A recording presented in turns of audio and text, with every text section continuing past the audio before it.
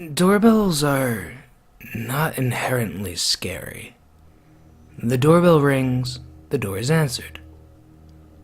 Of course, what's on the other side of the door can change the interaction significantly. I'm a house painter by trade. Generally, I work by myself or with Joe, a middle-aged, silent type. He's a nice guy, a talented painter, and a devout Christian. It's funny to think that faith actually has little to do with what happened that day. It was a Wednesday afternoon. The entire day was spent hanging drywall, completely covering the ceilings of 2 bedrooms. If you've ever covered a ceiling in drywall, we can swap stories of shoulder pain and screw shards in our fingers later. 2 women lived in the house, with its cracking walls, dusty everything, and strange ability to cast shadows in a room facing direct sunlight. They were somewhat elderly women. Sisters, I think. I wasn't too sure. Kind women, but they had a tendency to walk completely in sync with each other. It was like, if you've ever seen the movie Don't Look Now, it reminded me of the old women in that. Man, that was a pretty good movie. It used suspense effectively, but after a while, the lack of anything happening became a bit mundane. Sorry, I'm rambling. I tend to daydream when I work, so documenting the day brings out the talker in me. But anyway, the women had left for several hours. No idea where they went, but judging by the empty lorazepam bottles and compulsive conversations about death on the news, I'd say nowhere important. Just getting away from the loneliness and depression that is the Philadelphia suburbs for a while. So it was myself, Joe, and a dying radio set to the oldies. The radio would turn to static whenever I walked by. Only me, which I found odd. I joked in my head about possibly being a demon. These are the things one thinks about while screw-gunning the 400th Spiral into Gypsum. Spiral into Gypsum would actually be a decent band name, honestly. There I go, rambling again. The stories never stop aboard this train of thought. The doorbell rang. Joe called from the other room. Hey Dave, mind grabbing that? My hands are full. Should we really be answering the door when the homeowners are gone? Well, no. I suppose whoever it is can always come back. Silence. Hey, come help me dry fit this. I sigh, knowing soon I'll be holding my arms above my head for a lot longer than I'd want. 1 hour passes, and the women still haven't come home. We've exhausted our drywall surplus upstairs, so Joe charges me to run downstairs to grab another sheet myself. Maneuvering a cumbersome piece of sheetrock is not something I'm excited about, but the sooner we finish, the sooner I can kill all the ice cream in my freezer. Since I'm basically a child. Fucking sue me. Charging down the stairs, I stop. The front door is covered by a thin curtain, obscuring the window in it somewhat, but the sunlight pouring through outlines a silhouette on the other side of the door. I cock an eyebrow as if anyone can see my confusion. Whoever happened to be standing there was completely still, so I decided to assume it was one of the women on their porch admiring the bland street corner. It's funny how we instantly rationalize what we don't understand. It isn't so much that we make sense of the world, but we invent our own reality where nothing bad can happen. My hand gripped the tarnished handle and turned, pulling the door open to reveal a man in black suit. A suit that would have been more at home 200 years prior. He was wearing a bowler hat, and he looked vaguely similar to an elderly Sinatra. His voice, however, was not from the chairman. It was deep and left a bitter taste in my mouth. Hello, friend. I started to think you would never answer the door. It was at this point I should have closed the door in his face, but frankly, I don't think it would have changed the events that followed. I didn't know you were here this whole time. You're a friend of Marine's? He had to know the homeowners somehow, right? Right. Breathe and remember. Rationalize. No. I'm just here to deliver an envelope to a Joe house? Is that what that says?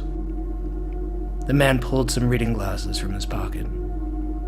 Yes. Joe house. Do you happen to be Joe?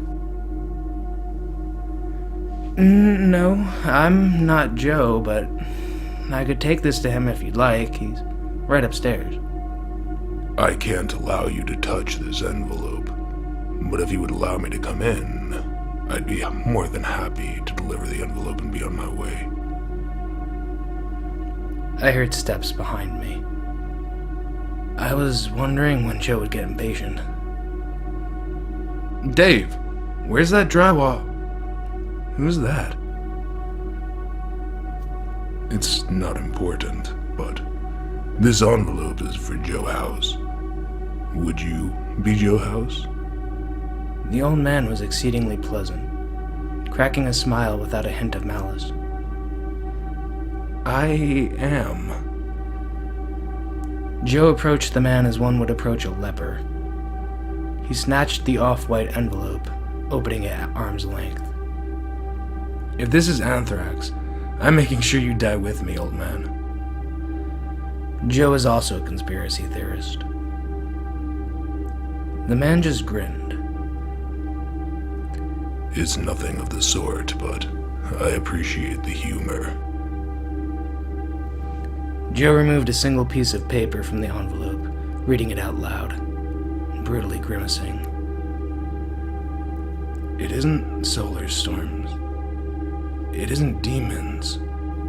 It isn't nuclear. He paused. Then what the fuck is it? I just deliver the messages. The old man gave a stiff wave before collapsing into a pathetic heap. The police arrived promptly, pulling up in a storm of light and sound. They took statements from each of us, surveyed the area. The homeowners came back, obviously horrified an old man had died on their porch.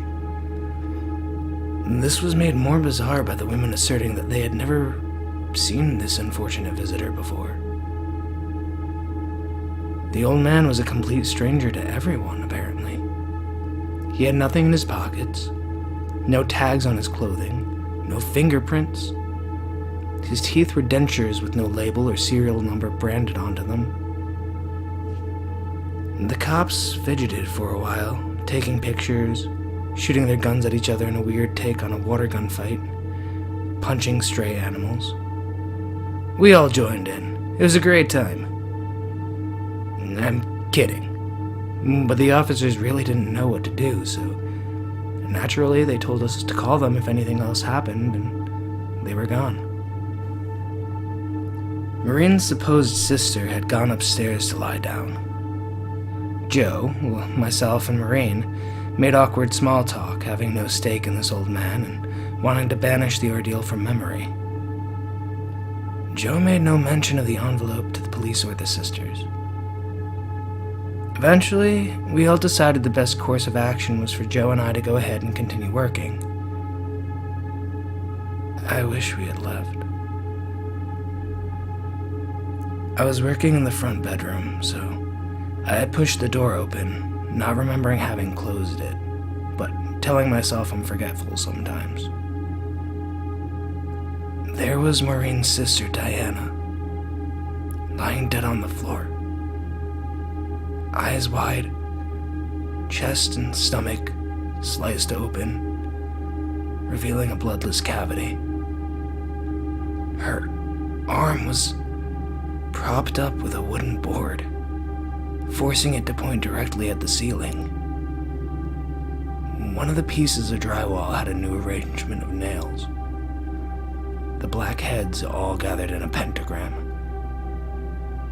It appeared to be bleeding, red fluid dripping from the old nail holes. I guess I should mention the rest of the room. Diana wasn't the only dead body. One of the police officers and 2 people I had never seen before all lay dead and empty, pointing up to the ceiling. The furniture, which only consisted of a bed and desk, were covered in sheets. Joe's tools, 2 different sized pliers, a drywall saw, a drill, and a painter's putty knife sat neatly on top of the desk. And the bed was covered in envelopes. It may have been a gut reaction to the scene, but Joe ran frantically to the envelopes, tearing each one open like a spoiled kid on Christmas. It isn't Satan. It isn't monsters. It isn't demons. It isn't a serial killer. It isn't aliens. The envelopes all contained variations of the trope, gradually turning Joe's tone from urgent to pleading. He collapsed into tears. My heart was racing, but until you've seen something atrocious, you don't know how you would react. Maureen vomited before passing out on the floor. I stood still, sweating, wringing my hands. The vice grip in my chest signaled a panic attack. What do I do now? What did this? Then, Joe opened the last envelope. This one was completely black, buried underneath the others. Unlike the previous letters, this was opened with care. The vigor was gone. Joe stood still for a while before turning to look out the window. Where I was situated at the door, I couldn't see what he was looking at, but I didn't need to see it. Get the fuck out of here now! Joe turned to me in a frenzy, running towards the door as I heard shattering glass. I glanced back as I flew down the stairs, only to see Joe clawing at the hardwood floor, nails tearing off in a cascading blood. He was being dragged by a scabbed hand with long, yellowing nails. I didn't see what the hand belonged to, but it didn't matter. I thought of going back to save Maureen, but as I plowed through the front door, her body exploded from the window above me. The sound of bones cracking and ripping accompanied the unnatural bounce of the corpse.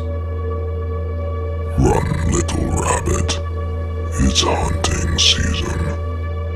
Monotonous tone, sour taste in my mouth, the taste of garbage and hate, but not my own hate. I threw open my car door, remembering suddenly that my battery had been temperamental lately. 1 turn of the key, grinding sounds. 2 turns of the key, grinding sounds. 3 turns. No sounds. I looked up at the second floor window, feeling eyes on me. Being parked across the street, the view of the window was clear enough to make out an abnormally large head, given that appearance by a mass of matted, straw-like black hair. The hair obscured all facial features except the scarred, dirty cheeks and jaw, adorned with, well, it wasn't a smile. The mouth was open, displaying gritted, caramel-colored teeth. The expression didn't indicate any emotions. 4 turns. The window gazer slithered from the window, limbs being used in the wrong way to exit onto the overhang above the front door. 5 turns. The window gazer reached a scabbed hand onto the drain pipe, attempting to slide down the pipe upside down, The nails and brackets on the tube tore flesh from the thing, dripping blood onto the pavement in a sinister shower. 6 turns. The thing lay still on the ground for several seconds before wildly flailing its bony body parts, the whole time seemingly training that eyeless gaze on me. Mouth still open. Teeth still gritted. Blood still leaking from fresh wounds. 7 turns. Lucky 7. The car came to life. Turning the corner, I was gone. Right into traffic. Fuck! Fuck, fuck, fuck! Cars in front. Cars behind. I glanced behind me, expecting to see the beast wandering towards the main road. Instead, I saw Maureen and Diana pull their car around the block. My phone buzzed. It was Joe. Hello? The fuck are you, man? You're okay? The fuck are you talking about? You ran to your car all panicky. I'm concerned for you. I pulled the car to the side of the road, staring at my hands for no reason other than that they existed. The phone was still on. Joe asked if I was there, but I couldn't bring myself to answer. Was it really Joe? I decided to ask him one thing. What did it say in the last envelope? Static for a second. Then a sour taste in my mouth. I knew I wasn't going back to that house.